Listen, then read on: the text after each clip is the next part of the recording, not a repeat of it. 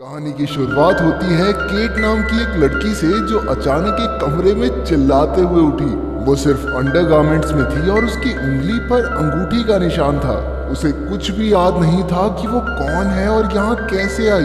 ये कमरा एकदम सफेद था और वहाँ सिर्फ एक गद्दा मौजूद था। कोई खिड़की नहीं थी और दरवाजा भी बंद था, इसलिए वो दरवाजा पीटकर मदद मांगने लगी। अचानक बाहर से किसी वहशी जानवर के गुर्राने की आवाजें आने लगी, जिससे वो काफी डर गई। जब आवाज रुकी तो लाइट अपने आप बंद हो गई। जैसे ही लाइट आई तो दरवाजा खुला। धीरे धीरे केट बाहर निकली और उसने पास के कमरे में झांका, जहां उसे एक आदमी दिखा। वो नहीं जानता था कि दरवाजा खुला है, इसलिए उसने केट से दरवाजा खोलने को कहा। जैसे ही उसने दरवाजा खोला तो वो आदमी फट से बाहर निकल आया। उसका नाम जैक था। उन दोनों को ही अपने बारे में कुछ भी याद नहीं था। दोनों इकट्ठे आगे बढ़ने लगे और अंत में एक बंद दरवाजे पर पहुंचे। तभी केट को दूसरी तरफ एक कमरा दिखा, जिसमें से चार्ली और स्टेसी बाहर आए। बात करके पता चला कि सबकी हालत एक जैसी है। आखिरकार सबने अपनी अपनी तरफ जाकर बाहर निकलने का रास्ता ढूंढने का फैसला किया। फिर जैक और केट को एक खुफिया कमरा मिला, जिसमें एक अजीब सा ताबूत था। उसी वक्त उन्हें जानवर की आवाज के साथ साथ किसी के दरवाजा पीटने की जोरदार आवाज सुनाई दी। उधर चार्ली और स्टेसी को एक कमरा मिला, जिसमें कुछ किताबें और एक ब्लैक बोर्ड था। चलते चलते वो अंधेरी सीढ़ियों तक पहुंचे, जहां स्टेसी काफी डर गई, इसलिए चार्ली अकेला ही आगे बढ़ने लगा। जल्द ही वो एक स्विमिंग पूल के पास पहुंचा, जहां एक लड़की तैर रही थी। वहीं डरते डराते उसके पीछे स्टेसी भी आ गई। इस लड़की का नाम एम्बर है। उसने उन्हें देख लिया और अपने पास बुलाया। चार्ली ने उससे कुछ जानने की कोशिश की, लेकिन पता चला कि उन सब की तरह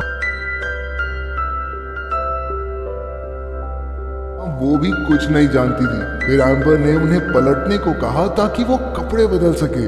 जैसे ही वो मुड़े, चार्ली को अचानक उसकी परछाई में कुछ अजीब सा दिखाई दिया। चार्ली उसी वक्त पीछे पलटा, लेकिन अब वहाँ ऐसा कुछ भी नहीं था। फिर उन्होंने एम्बर से पूछा कि उसे डर क्यों नहीं लग रहा। एम्बर ने बड़े आराम से कहा कि वो जानती है उन सब के साथ क्या होने वाला है। दरअसल हम सब मरने वाले हैं। ये सुनकर चार्ली और स्टेसी के होश उड़ गए। उधर केट और जैक को एक लैब में मशीन के पास एक बेहोश पड़ा आदमी मिला।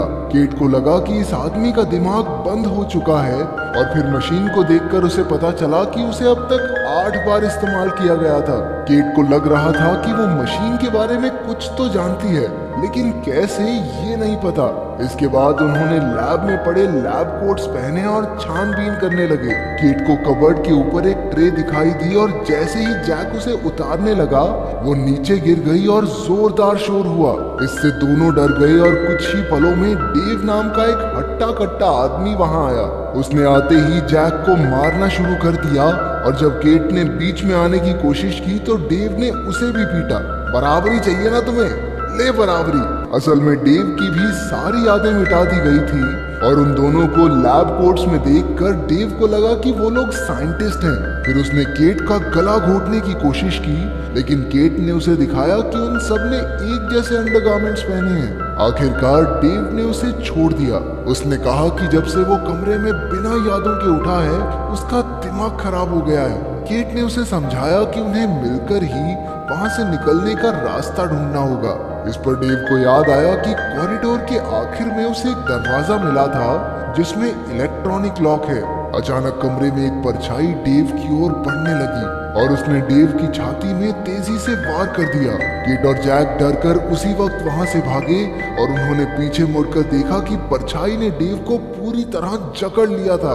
वो दोनों आखिर तक भागते रहे और परछाई उनका पीछा करती रही, लेकिन वो उस बंद दरवाजे पर जाकर रुक गए। उन्होंने हिम्मत नहीं हारी और मार मार कर ताला तोड़ डाला। जैक और केट बड़ी मुश्किल से उस कमरे में घुसे और परछाई से बच गए। इस चक्कर में जैक की बाजू छिल गई, जिसके बाद केट ने बड़े ध्यान से उस पर पट्टी कर दी। कुछ देर बाद दोनों कमरे से बाहर निकले और उन्हीं सीढ़ियों तक पहुंचे। फिर वो स्विमिंग पूल पर गए, जहां उन्हें कुछ पैरों के निशान मिले। उनका पीछा करके वो लॉकर रूम में पहुंचे, जहां एक गीला तौलिया पड़ा था। उसी वक्त एम्बर ने पीछे से आकर उनकी हालत पतली कर दी। फिर केट और जैक ने परछाई के हमले के बारे में सबको बताया। उन्होंने कहा कि मरने से पहले डेव ने बाहर निकलने के लिए एक बंद दरवाजा ढूंढ लिया था। इसके बाद सब उस दरवाजे को ढूंढने निकल पड़े। वो एक दरवाजे पर पहुंचे जहां एक फाइल लटकी थी। इसके अलावा वहां चाबियों का एक गुच्छा भी था। फिर जैक के मना करने के बावजूद केट ने दरवाजा खोल दिया। वहां उन्हें स्टीव नाम का एक आदमी जेल में जंजीरों से बंधा हुआ मिला। उसकी भी याददाश्त जा चुकी थी, इसलिए केट ने उसे आजाद कर दिया। स्टीव ने सामने के दरवाजे की ओर इशारा करते हुए कहा कि उन्हें उसके पीछे खड़ी लड़की से सावधान रहना होगा। इसी बीच एम्बर चुपके से सबसे नजरें बचाकर निकल गई। उस दरवाजे के पीछे मेलिसा नाम की एक लड़की थी जिसे जंजीरों से जकड़ा गया था और उसके मुंह पर पट्टी भी बंधी थी। सबके रोकने के बावजूद केट दरवाजा खोलकर अंदर गई। उसी वक्त सबने देखा कि वो परछाई स्टीव के पीछे थी, लेकिन ऐन वक्त पर वो नीचे झुक गया और परछाई के वार से बच गया। उधर मेलिसा ने कमरे का बल्ब फोड़ दिया, जिससे वहां एकदम अंधेरा हो गया। तभी जैक ने बाकी तीनों को भगा दिया और केट और मेलिसा को बचाने लगा। केट तो बाहर आ गई, लेकिन मेलिसा का खून से सना शरीर वहीं रह गया। केट को काफी पछतावा हुआ कि वो मेलिसा को बचा नहीं पाई, लेकिन जैक उसे तुरंत भगा लाया। उधर स्टीव ने एम्बर को ढूंढ लिया और जैक ने पूछा कि वो अचानक कहाँ चली गई थी। तो एम्बर ने फिर से कहा कि यहाँ काम करने वाले सभी लोगों की तरह वो सब भी मारे जाएंगे। तभी अचानक चार्ली बोलने लगा कि उन्हें कुछ भी याद क्यों नहीं है, और सब एक दूसरे पर शक करने लगे कि कोई ना कोई तो सच जरूर जानता होगा। लेकिन केट ने सबको शांत किया। फिर उसकी नजर एक और दरवाजे पर पड़ी। जैसे ही उसने चाबी लगाई, दरवाजा खुल गया। अंदर उन्हें 8 फाइल्स और 8 लॉकर्स मिले, जिसमें उन सबकी जानकारी थी। पोजीशंस के लोग थे, कोई डॉक्टर, इंजीनियर, गैंगस्टर और न जाने इस बिल्डिंग की नर्स, और डेव वहाँ का गार्ड था। फिर उन्होंने अपने लॉकर्स से निकालकर कपड़े बदले। वहीं स्टीव को डेव के लॉकर में एक बंदूक मिल गई। अब जिसकी लाठी उसकी भैंस। तो बंदूक आते ही सब स्टीव के पीछे चल दिए। रास्ते में उन्हें एक फोन बजने की आवाज सुनाई दी, लेकिन दरवाजा बंद था और कोई चाबी भी नहीं थी। फिर एम्बर उन्हें अपने कमरे में ले गई, जो बाकी सबसे काफी अलग था। वहाँ बढ़िया बेड, लाइटें, गुड्डा और शीशा भी था। उन्हें फिर से शीशे के पीछे फोन की आवाज आई, इसलिए स्टीव ने शीशे पर गोली मारी और टेबल से शीशा तोड़ दिया। फिर वो सब अंदर पहुंचे, लेकिन तब तक फोन बंद हो गया था। वहाँ की हर दीवार खून से सनी थी। फिर चार्ली ने कंप्यूटर में देखकर बताया कि वो सब डॉक्टर फ्रेडरिक मैंगर की बिल्डिंग में है। असल में डॉक्टर फ्रेडरिक ने एक ऐसी मशीन बनाई है जो लोगों की याददाश्त मिटा सकती है। सबसे पहले एम्बर पर इसका इस्तेमाल हुआ था, जिसे एक दिमागी बीमारी थी। चार्ली ने बताया कि मशीन 8 बार इस्तेमाल हुई है और उसका आखिरी पेशेंट जैक था, लेकिन 8वीं बार में मशीन में कुछ गड़बड़ी हो गई थी। और तो और केट के बारे में तो कोई जानकारी ही नहीं थी। वहाँ का नक्शा देखकर केट ने कहा कि उन्हें इलेक्ट्रॉनिक दरवाजे से ही बाहर निकलना होगा। इस पर हमारे इंजीनियर भैया चार्ली ने कहा कि अगर लाइट चली जाए तो दरवाजा खुल जाएगा, लेकिन इसके लिए उसे 2 कंप्यूटर्स की जरूरत होगी। लेकिन स्टीव ने कहा कि अंधेरे में परछाई उन पर हावी हो सकती है। हालांकि सबने लैब वाले कंप्यूटर का इस्तेमाल करने का फैसला किया और एम्बर चार्ली के साथ वहीं रुक गई।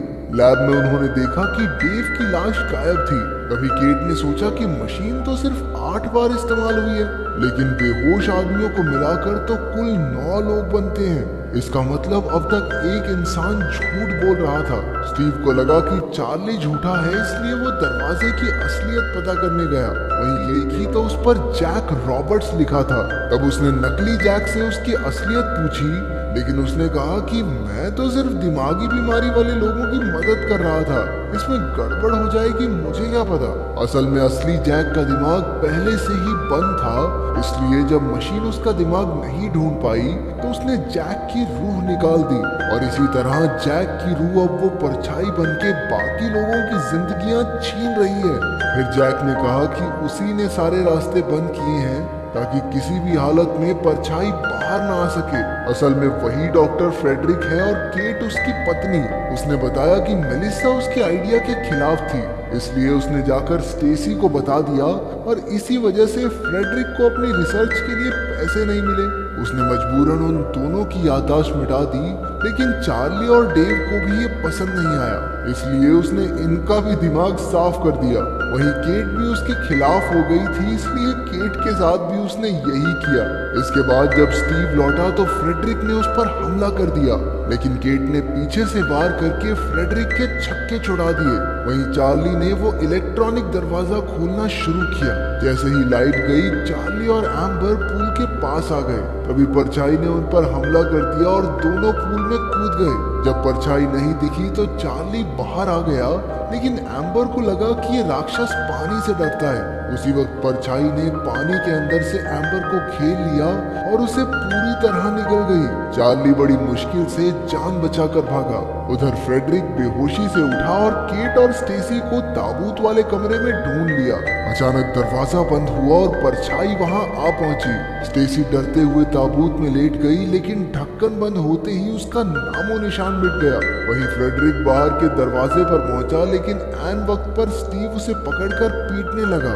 जैसे ही स्टीव जाने लगा, फ्रेडरिक ने उसे गोली मार दी, लेकिन वो खुद भी ज्यादा दूर नहीं जा पाया क्योंकि पीछे से परछाई ने उसका काम तमाम कर दिया। वहीं चार्ली ने केट को बचाया और दोनों आखिरी दरवाजे पर पहुंचे, जहां उनका सामना उस परछाई वाले राक्षस से हुआ। फिर उन्होंने टॉर्च की रोशनी की मदद से उसे पार किया और बाहर निकल गए, लेकिन उनके साथ साथ वो राक्षस भी बाहर आ गया। केट और चार्ली अब एक घने जंगल में थे और चारों ओर खूब अंधेरा था। अंधेरे में वो परछाई और शक्तिशाली हो जाती थी। उससे बचने के लिए चार्ली और केट बिना रुके भागते रहे, लेकिन रास्ते में चार्ली अटक कर गिर गया। अब उनके पीछे मौत खड़ी है, लेकिन अचानक सूरज की पहली किरण पड़ी और उन्होंने देखा कि राक्षस भाग निकला। आखिरकार तेज धूप की वजह से वो फटकर खत्म हो गया। कुछ देर बाद जब केट की आंख खुली तो चार्ली ने उसे बताया कि वो राक्षस तो कब का चला गया। दोनों के चेहरे पर मुस्कान थी। फिर चार्ली ने उसे उठाया और दोनों जंगल से